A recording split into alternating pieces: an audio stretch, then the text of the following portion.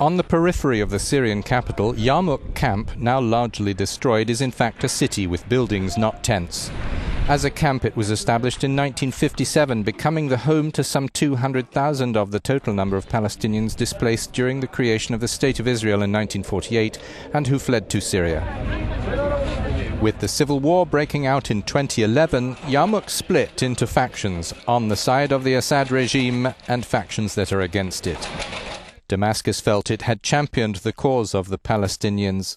Now it bombed the refugees. The first warplanes attacked in 2012. A handful of Palestinians were killed. The Syrian army encircled Yarmouk and has blockaded it since then.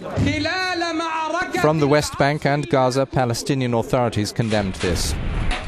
Many Palestinian militant Islamists joined rebel brigades against Assad's forces. It got worse in 2014, when the crossfire expanded with encroachment into Syria of the radical Islamic State movement, ISIL. The refugee population in Yarmouk was trapped in between. ISIL, its ambition to capture Damascus, pressed its offensive, tightened its grip. This April the 1st, it closed for the kill. In the latest fighting, hundreds more civilians fled the camp. Around 30 were killed, others were wounded. Unverifiable reports include snipers, abductions and executions.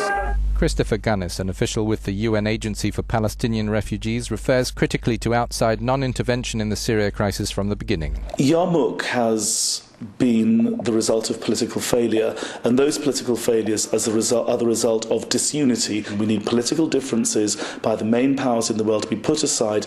They need to come together to save lives, because the credibility of the international system is at risk. It must not let down the people of Yarmouk and beyond.